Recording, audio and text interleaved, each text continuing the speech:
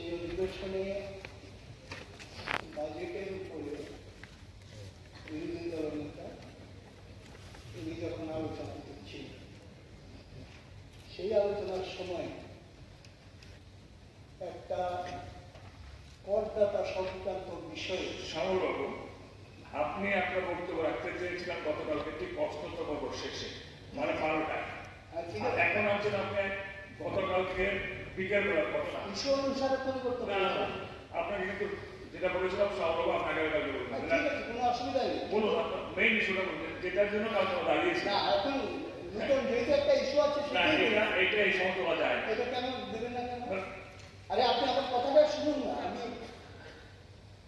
আমি কি বলতে আমার কথাটা শুনুন। ছিল প্রশ্ন না গতকালকে 12টার সময়, এখন বলছে গতকালকে বিকেল বেলা যেতে ঘটনা ঘটেছে তারপরে এই জন্য সাংঘাতিক ইম্পর্টেন্ট মিটিং। আমি বলছি গতকালকে আপনার 12টার ইম্পর্টেন্স ওটা হারিয়ে গিয়ে সেটা আছে আমার কোনো অসুবিধা নেই, কিন্তু এখন যেটা বলছি সেটা একটু শুনুন না।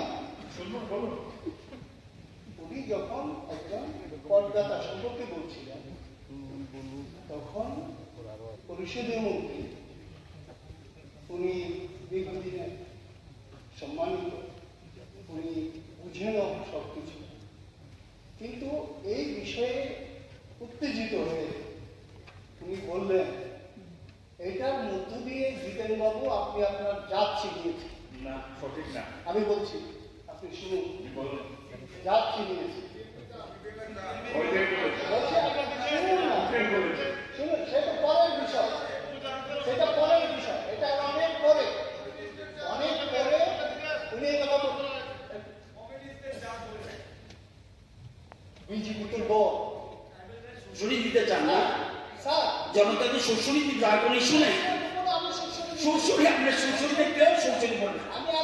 আপনাদের এই শুশুরিটা নেগেটিভ প্রচার সবাই জানে, রাজ্যের মানুষ ভালো করে জানে। আপনি শুনুন, বিজেপি হলে কি বলবো, বিজেপি দল, উনি যদি বলতেন যে জিতেন বাবু আপনি আপনার কথা বুঝিয়েছেন, সেটা ছিল আলাদা। কিন্তু এই কথা বলেন, উনি বলেছেন যে আপনার জাত চিনিয়েছেন, এটা অত্যন্ত নিন্দনীয়। এটা উল্টো করা উচিত, স্বীকার করা উচিত। সিনিয়র উনি আরো বললেন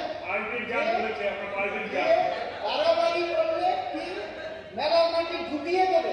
বলেছি তো, বলছি অসমনীয় কোনো কাজ করলে মেলামাটি ঢুকে এখনো বলছি, অসমনীয় কিছু করলে এখনো বলছি, অসমনীয় কিছু করলে মেলামাটি ঢুকে বলছি।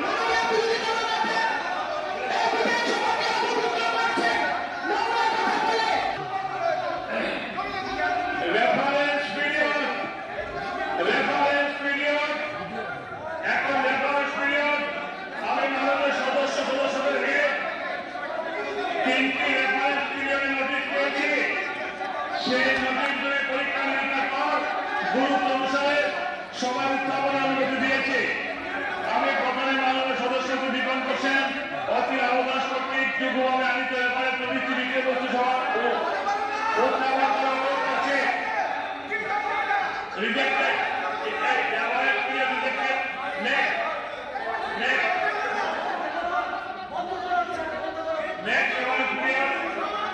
শ্রীমতী কল্যাণী সাহা, এখন আমি ওনাকে রেফারেন্স কমিটির বিষয়বস্তু সভা উত্থাপন করার অনুরোধ করছি। মাননীয় অধ্যক্ষ মহোদয়, আমার রেফারেন্সের বিষয়টি হলো 23শে মার্চ দৈনিক সংবাদ পত্রিকায় প্রকাশিত সংবাদ, মুখ্যমন্ত্রীর সাথে বৈঠক রিলায়েন্স জিও প্রতিনিধি দলের। আমি সিএম দপ্তরের ভারপ্রাপ্ত মাননীয় মন্ত্রী মহোদয়কে এই রেফারেন্স কমিটির বিষয়ে বিবৃতি প্রদানের জন্য অনুরোধ করছি। যদি তিনি আর বিবৃতি দিতে প্রস্তুত না থাকেন তবে সময় পেতে পারেন এবং পরে কবে তিনি বিবৃতি দিতে পারবেন সেটা অনুগ্রহ করে জানাবেন। মাননীয় অধ্যক্ষ মহোদয়, এই 1 এপ্রিল ফার্স্ট এপ্রিল। ওকে। তৃতীয় রেফারেন্স চেয়েছেন মাননীয় সদস্য শ্রীমতী নন্দিতা দেববর্মা মহোদয়া, রিয়াদ। এখন আমি ওনাকে রেফারেন্স কমিটির বিষয়বস্তু সভা উত্থাপনের অনুরোধ করছি। Honorable Speaker sir, আমার রেফারেন্স কপি 25শে মার্চ সংবাদ পত্রিকায় প্রকাশিত সংবাদ সংখ্যা ডিজিটাল ফরম্যাট বাক্যে কালক্রিয়ারি করা হতে পারে পরিষেবা সম্পর্কে। আমি খাদ্য জনসংযোগ দপ্তরের ভারপ্রাপ্ত মাননীয় মন্ত্রী মহোদয়কে এই রেফারেন্স কমিটি স্বপ্নের বাড়ি কিনবেন ভাবছেন? দেরি না করে চলে আসুন আরবি কনস্ট্রাকশনে। অত্যাধুনিক সুযোগ সুবিধে সহ আপনার সাধ্যের মধ্যে ফ্ল্যাট পাবেন আমাদের এখানে। রয়েছে ব্যাংক লোনের সুবিধাও। আগরতলার সার্কিট হাউস, দুর্গা চৌমুহনী, প্রগতি রোড ও কলেজ টিলার মূল সড়কের পাশে। কলকাতার নাগের বাজার, কৈখালি, মালিবাগানে রয়েছে আমাদের ফ্ল্যাট। প্রতিটি ফ্ল্যাটে রয়েছে পার্কিং ও লিফটের সুবিধে, পরিশোধিত পানীয় জল, জেনারেটর সহ আলাদা ট্রান্সফরমার। তাছাড়াও নিরাপত্তার জন্য থাকছে দিবারাত্রি সিকিউরিটি গার্ড, রয়েছে সিসি ক্যামেরার নজরদারিও। তাহলে দেরি না করে আজই যোগাযোগ করুন আরবি কনস্ট্রাকশনে। আমাদের ঠিকানা আরবি construction, Jhuma Chakraborty, circuit house, পুরনো রাজভবনের পিছনে।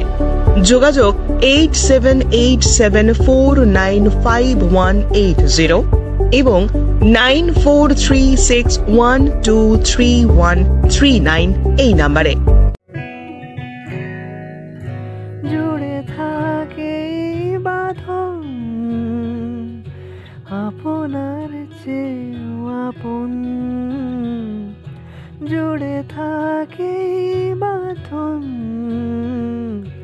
আপনার চেয়েও আপন, আপনার চেয়েও আপন। স্বর্ণ